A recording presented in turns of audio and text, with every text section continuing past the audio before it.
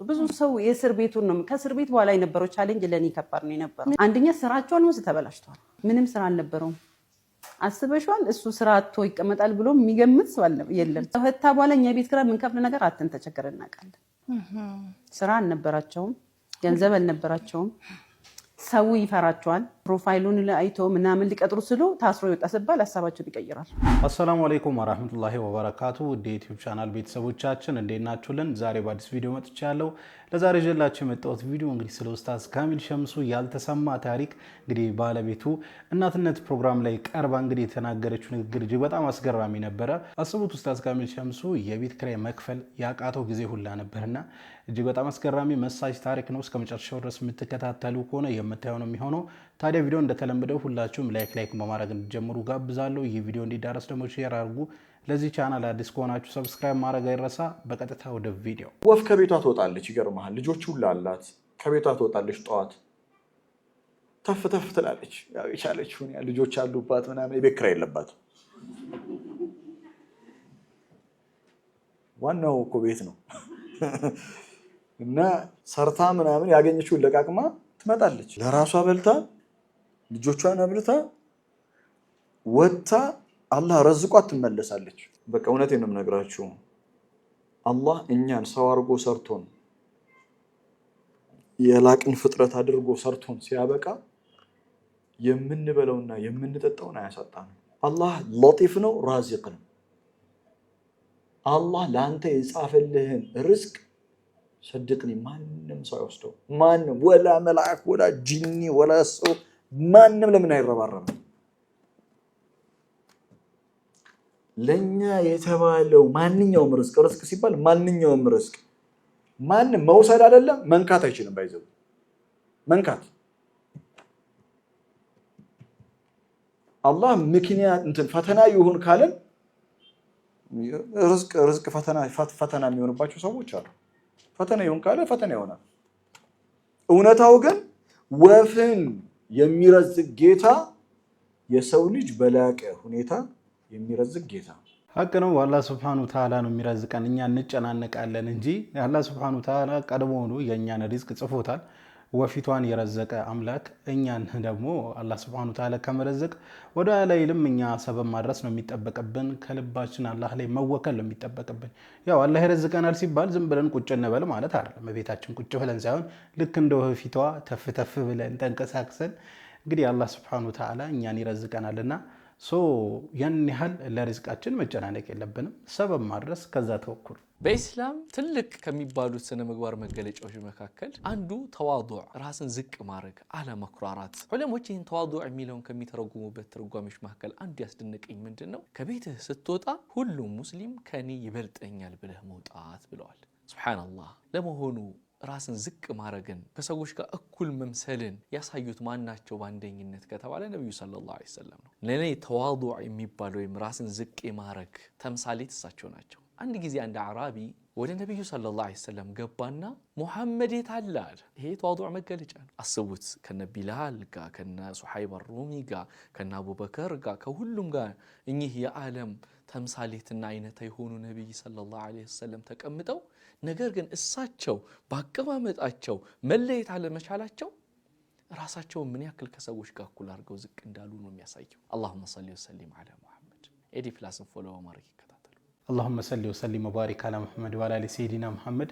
እውነት ነው፣ መተናነስ እጅግ በጣም ወሳኝ ነገር ነው ብዬ አስባለሁ። አንድ ሰው መተናነስ ከሌለው፣ ይሄ ኢጎ ካለው፣ እኔ ከሁሉም የበላይ ነኝ የሚል አስተሳሰብ ካለበት ይሄ በጣም ከባድ ነው።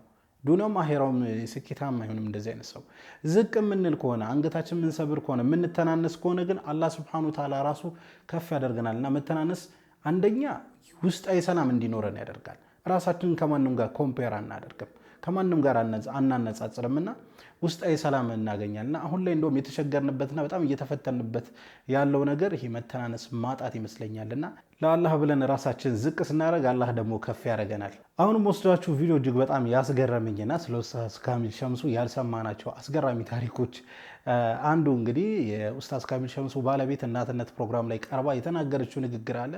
እሱ ቪዲዮ እንከታተልና ከዛ የራሳችንን ሀሳብ አስተያየት እንሰጥበታለን። ብዙ ሰው የእስር ቤቱን ነው ከእስር ቤት በኋላ የነበረው ቻሌንጅ ለኔ ከባድ ነው የነበረው። ምን ነበር እስኪ? በጣም ከባድ ነው የነበረው። የሚገርምሽ አንደኛ ነገር 4 ዓመት አይደለም 1 ዓመት እስር ቤት ቆይተሽ ስትወጪ ይሄ ምድር በሙሉ ተቀይሮ ነው የሚጠብቅሽ።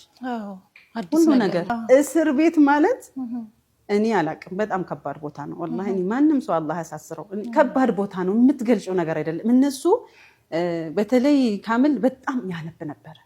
በህይወት ዘመኑ ማንበብ የማይችለውን መጽሐፍ አንብቧል። እዛ ብዙ ጊዜ ለብቻው ያደርጉት ነበር። በቃ ብዙ ጊዜ ብቻውን ሆኗል እሱና ያ ብቸኝነት ጊዜውን በጣም በንባብ አሳልፏል። በቀን 200-300 ፔጅ ነበር የሚያነበው። ያ ጠቅሞታል። እና ከእስር ቤት ከወጡ በኋላ እነሱ ሁሉ ነገር ያቆሙበት ቦታ ነው ያለው። የቆመበት ቦታ ሲመጡ ዓለም በጣም ተጉዛለች። በጣም ብዙ ነገር ተቀያይሯል። እና ሐቂቃ ለኛ ራሱ ለትዳራችን ራሱ ቻሌንጅ የነበረው ከስሩ በኋላ የነበረው ነው። በጣም ከባድ ቻሌንጅ ነው የነበረው። ለምን አንደኛ ስራቸውን ወስ ተበላሽቷል። ስራ አልነበራቸውም፣ ገንዘብ አልነበራቸውም፣ ሰው ይፈራቸዋል። አንዳንድ ቦታ ላይ ያን ያውን እስላሚክ ባንክ አልነበሩምና እስላሚክ ባንክ እነሱ ከወጡ በኋላ እንትን ያሉት ፕሮፋይሉን አይቶ ምናምን ሊቀጥሩ ስሉ ታስሮ ይወጣ ሲባል ሐሳባቸውን ይቀይራሉ። ስራ ለመቀጠር ራሱ እድል አልነበራቸው። መፈታታቸው ራሱ እንደ እንትን አልሆናቸውም፣ አልጠቀማቸውም። ሰው ደግሞ ምንድነው ተፈቱ ሲባል በቃ ተፈቱ ብሎ ነው የተዋቸው። ኦኬ ተፈቱ፣ ህይወታቸውን ቀጥሉ። ግን ህይወታችን እኛ ከዜሮ ነው የጀመርነው። ሐቂቃ ከዜሮ ታቀን ዜሮ ራሱ ጥሩ ነው፣ ከኔጌቲቭ ነው የጀመርነው። 8 ወር ምናምን በቃ ቀንም ሌሊትም አብረን የነበርነው። ምንም ስራ አልነበረውም። አስበሽዋል? እሱ ስራ አጥቶ ይቀመጣል ብሎ የሚገምት ሰው የለም። ሐቂቃ ከተፈታ በኋላ እኛ ቤት ኪራይ የምንከፍል ነገር አጥተን ተቸግረን እናውቃለን። ከባዱ ጊዜ የነበረው ከእስር ቤት ከወጡ በኋላ ነው። ይሄ እኛም እንደ ቤተሰብ እነሱም ሕክምና ያውላ ያስፈልገን ነበር። የነበርንበት ነገር ከዛ ኢንቫይሮንመንት እኛን ለማውጣት የሚረዳን ሰው ያስፈልገን ነበር። ግን ሰው ግን ወጡ ብሎ ነው ይተው በቃ። እኔ አንዳንዴ አሁን ትሬኒንግ የሚሰጡ ሰዎች ምን አለበት ያኔ ግን ትሬኒንግ ቢሰጡን ይላሉ። ምን አለበት ረድቶን በነበረ እንዴት እንደዛ ሀታ ልጆቻችን ያስፈልጋቸው። ልጆቻችን እኮ በጣም አሁንም ራሱ ከሌሎች ልጆች ይለያሉ። የሚገርምሽ እኔ አሁን የታሰረ ልጆች ይለያሉ ወላሂ። የሆነ ነገር ወጥተዋል በቃ ካለው እንትኑ ካስተሳሰቡ ከማህበረሰቡ ልጆች ወጣ እንደምሉ እርግጠኛ ነኝ። ለምን የነበረው ነገር ልጆቹ ራሱ የሆነ ነገር አድርጓቸዋልና እንደ ህፃን መሸከም የማይችሉት ነገር ነው የወረደባቸውና ለነሱ ራሱ ያስፈልግ ነበር። ያ ነገር አልነበረም። በቃ ህይወት ከዜሮ ነው የተጀመረው። በቃ 3 ወር 4 ወር ቀንና ሌሊት እንግዳ እናስተናግድ ነበር። እኔ መቆም እስከሚያቅተኝ ድረስ ነው የደከምኩትና በዛ ላይ ነው እርግዝና የተፈጠረው። በቃ ኦልሞስት 4 ወር እኔ የሚገርምሽ ቦሚት ማቆም አቅቷቸው በጣም ከባድ መድኃኒት ሁላ ሰጥቶኝ ማቆም አልተቻለም። ግሉኮስ እግሬ ላይ ሁላ ለመተከል ቦታ አልተገኘለትም። ከዛ 4 ወር በኋላ እሱም ፌል አደረገ። እሱ ራሱ ያንን 4 ወርሽን ከባዱ ወቅት ከጨረስኩ በኋላ ነው የወረደውና ከባድ ነው የነበረው። ከዛ በኋላ እቺ 5ኛዋ ተረገዘች ማለት ነው። ከ6 ወር ምናምን በኋላ ስትረገዝ አቅሌ ውስጥ ያለው ምንድነው ወንድ ነው ብዬ ነበር ያሰብኩት። እቺ እንትን እኔ ወንድ በሆንኩ ትለኝ ነበርና እኔ ወንድም ሆኖ ነበር ወንድ በሆንኩኝ ትል ነበርና በቃ ኢንሻአላህ አላህ ወንድ ነው የሚሰጠኝ ብዬ እርግጠኛ ነበርኩኝ ማለት ነው። 5ኛዋ ላይ ልክ 5 ወር ላይ ሴት እንደሆነች ተነገረኝ። ወዲያውኑ ዱዓዬን ቀየርኩኝ። ያ ረቢ እሺ። በጣም የሚገርም እኔ ኖርማሊ በእርግዝና ጊዜ ነው ልጆቼ ለምሰራው ብዬ አስባለሁ። ስራ የሚሰራው እርግዝና ላይ ነው። ምን ታደርጊያለሽ? እኔ በጣም ነው ዱዓ የማደርገው። በጣም ይሄ ሐቂቃ እኔ በእርግዝና ጊዜ በጣም የሚኖረኝ ኢማን ሌላ ጊዜ ቢኖረኝ ጥሩ ነበር። ከአላህ ጋር ያለኝ አላቃ በጣም ነው ማስተካከለው። በጣም እፈራለሁ። ለምን ማታዩ ማትዳስሹ ልጅ ነው፣ ሰው ልጅ ነው ወድሽ ውስጥ ያለውና ይሄን ልጅ ወደዚች ምድር ልታመጪ ነውና ምን አይነት ልጅ ነው የምታመጪው? ምን አይነት ልጅ ነው የሚመጣው የሚለው ነገር በጣም ስለሚያስጨንቀኝ በጣም ከአላህ ጋር ያለኝ አላቃ ጥሩ ነው በእርግዝና ጊዜና በጣም ዱዓ አደረኩኝ። የሚገርምሽ የመሪም እናት ለመሪም የምታደርገው ዱዓ ነው በጣም በተደጋጋሚ ያደርግ የነበረው። ሱብሃንአላህ በጣም በተደጋጋሚ ነበር ማረጉ። ያ አላህ እኔ ወንድ ነበር ያሰብኩት፣ ሴት ናት። በቃ እቺ ልጅ ከተወለደች በኋላ ሁሉ ነገር የሚከፋፈት በቃ በህይወታችን አይተን የማናውቀው ሀያት አኖረን ሁላ በቃ ያላለፍኩት ዱዓ የለምና ለወደፊቷ ለሙስተቅበሏ ለሁሉም ልጅና በቃ በጣም ስፔሻል ልጅ እንድትሆን በጣም ዱዓ አድርጊያለሁ ሐቂቃ ማለት ነው። እና እውነትም ስፔሻል ልጅ ናት። እጅግ በጣም የሚያስገርመው እንግዲህ ሙሉን ኢንተርቪውን ማየት ከፈለጋችሁ ነጃሺ ቲቪ ዩቲዩብ ቻናል ላይ ማግኘት ትችላላችሁ። እዛ ላይ ገብታችሁ ሙሉን ቃለ መጠየቁን ክፍል 1 ክፍል 2 አለ። እዛ ላይ ገብታችሁ ብትመለከቱ ተጋብዛችኋለሁ። እንግዲህ እኛ ሰው እዚህ ምድር ላይ ስንኖር ሁላችንም እንፈተናለን እና በፈተና ውስጥ እናልፋለን።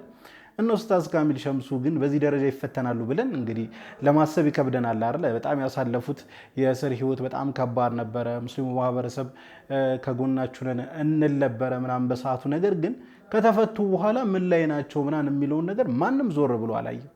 ማናችንም ዞር ብለን አላየንም እና በጣም በሚያሳዝን መልኩ አስቡት የቤት ኪራይ መክፈል እስከሚያቀታቸው ድረስ ማለት ነው። እና ምን ያህል ቢፈተኑ ነው ምን ያህል እኛስ ዞር ብለን ባናያቸው ነው የሚል ትንሽ ራሴንም እንድንታዘብ አድርጎኛል። እና ብቻ አልሐምዱሊላህ ረብል ዓለሚን ያ ጊዜ አልፏል። እንግዲህ ለሁላችንም ትምህርት ይሆነናል ብዬ አስባለሁ። ምናልባት አሁን በፈተና ላይ ከሆነን አላህ ሱብሓነሁ ወተዓላ ሁኔታውን ይቀያየራል። ከኛ የሚጠበቀው ሰብር ማድረግ ብቻ ነው።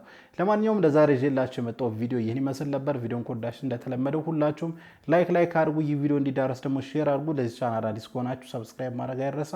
ኢንሻአላህ በቀጣይ በአዲስ በቆንጆ ቪዲዮ እስከምንገናኝ ወሰላሙ አለይኩም ወራህመቱላህ ወበረካቱ።